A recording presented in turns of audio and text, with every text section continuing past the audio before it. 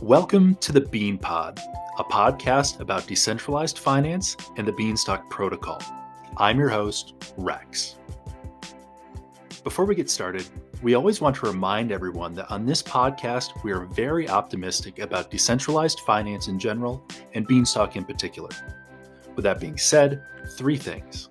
First, always do your own research before you invest in anything, especially what we talk about here on the show. Second, while you're doing that research, try to find as many well-developed, opposing viewpoints as possible to get the best overall picture. And third, never ever invest money that you can't afford to lose or at least be without for a while. And with that, on with the show.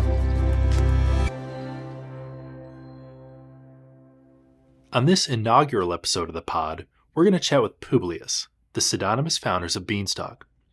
We'll be talking about what led them to develop the protocol in the first place and some of their guiding principles and philosophies. Oh, and just to forewarn you, Publius uses a voice modulator to conceal their identity, so they kind of sound like Darth Vader with a master's degree in economics. You'll get used to it, though. And so with that, Publius, great to have you on the first episode of the pod. Welcome. How's it going? We make this joke quite often, but it's very true.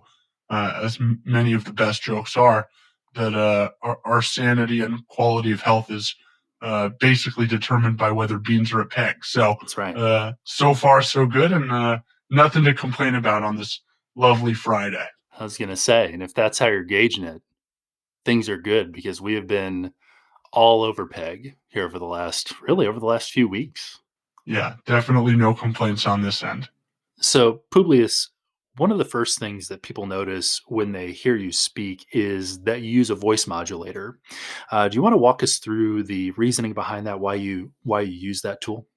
So ultimately, it's really hard to be anonymous in today's day and age.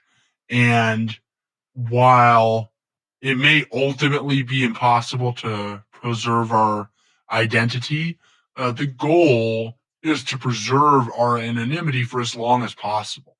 And at some point, Beanstalk really will not be dependent on us in any capacity. And at that point, it's like, the marginal cost of being doxxed goes down. To introduce our listeners to the protocol and to the team and to what we're trying to get done here, I want to start off with some basic background questions, really some questions you've probably been asked a number of times on a number of different podcasts or interviews, but we're going to go through them kind of one more time here in this format in our own podcast to kind of get them laid down and get them laid out for the audience so that everybody kind of knows where we're coming from. So to start off, kind of the elephant in the room, so to speak, could you talk us through the decision to use a pseudonym, how you came to that decision, what your thinking was? Sure. So there's really 2 separate, even though they're complementary, reasons why we decided to ultimately use a pseudonym and found Beanstalk anonymously. The first is, if you look at the history of attempts at algorithmic or credit-based stablecoins, Basis, which in 2017 raised $133 million in an ICO, was ultimately unable to launch. But they published a letter, which you can still go read, I believe, on basis.io, where they explain that they're unable to continue with their work and they are returning all of the funds. And they basically cited U.S. securities regulation. And in short, for better or worse, it appears that there's a somewhat hostile legal environment to starting certain cryptocurrencies or projects, not necessarily working or contributing to them, certainly once they are decentralized, like something with Ethereum or Bitcoin. But ultimately, given that Beanstalk was new and that we were the only ones working on Beanstalk at the time, it seemed like a prudent thing to do to not necessarily identify ourselves as the people that started it. Now, the second complementary reason is that if you look at projects like Ethereum that to date have been incredibly successful at attracting a really wide and diverse community all across the world to contribute to its development, nonetheless, it feels in many ways that people still look to Vitalik to lead the way.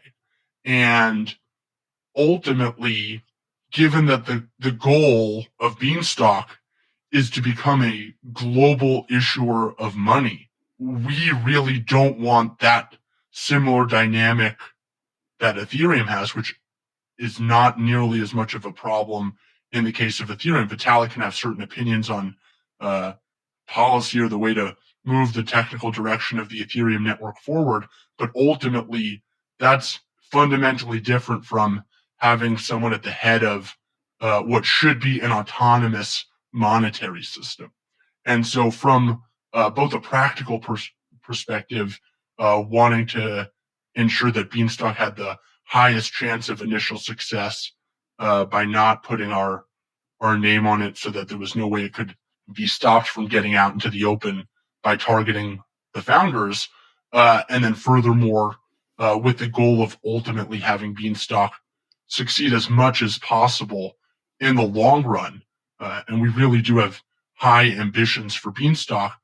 We don't want the protocol to be reliant or the community to be reliant on the word of Publius. And so or any individuals. And ultimately, by using a pseudonym, that provides a much easier way out from that position of leading leading the protocol. And so, even though today we're still actively involved in many ways in developing Beanstalk and helping bring Beanstalk to a wider audience, and we're certainly just one part of that operation at this point in time.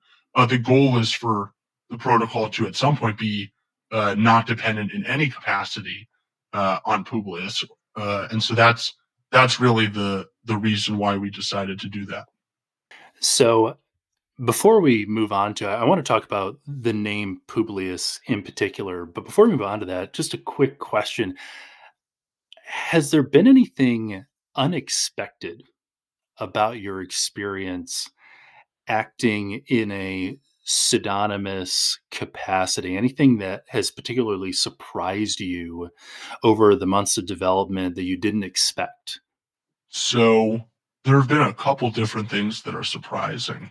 Most notably is that people are willing to take us seriously and want to work with us despite our anonymity.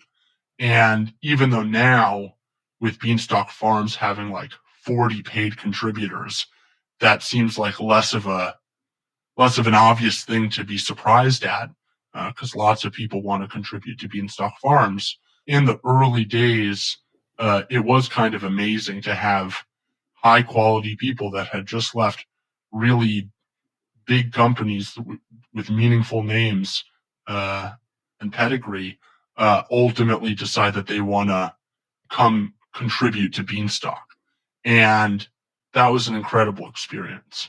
Now, one of the other things that's been most surprising is like we feel like the way people treat Publius is not really like a human.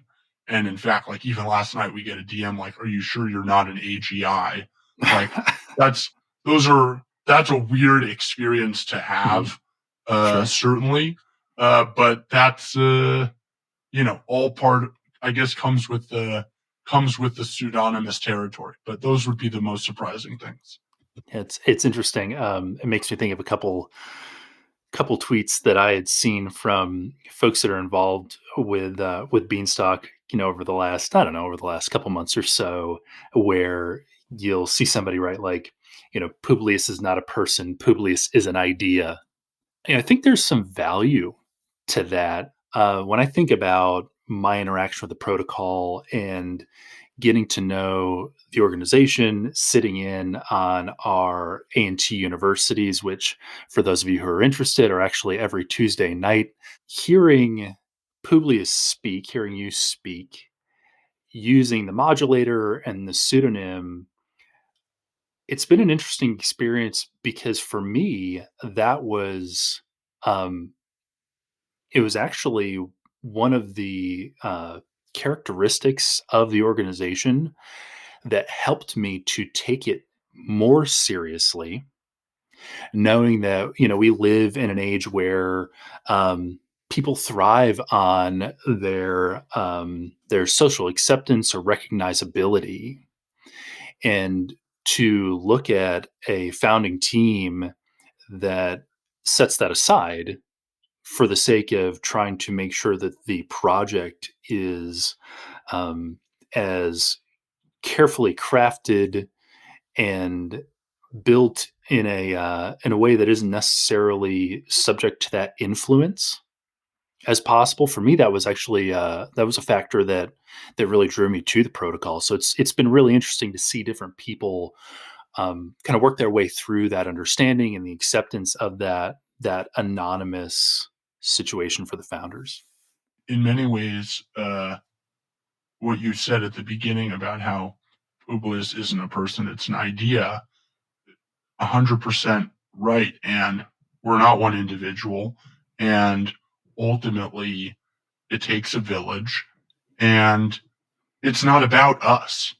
It's not. And so we hope to just be one part of Beanstalk's success and the ultimate success of the potential of this technology to really have a positive effect on the world and to bring freedom to a wider audience. So it's not about us.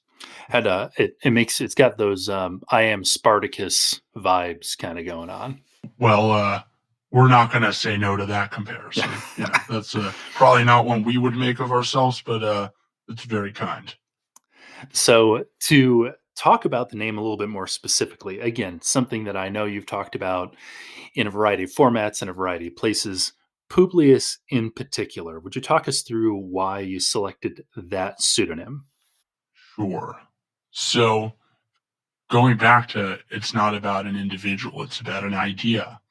One of the most important documents in the history of America are the Federalist Papers, which were authored pseudonymously under the pseudonym Publius by Alexander Hamilton, James Madison, and John Jay. And they were advocating on behalf of the Constitution.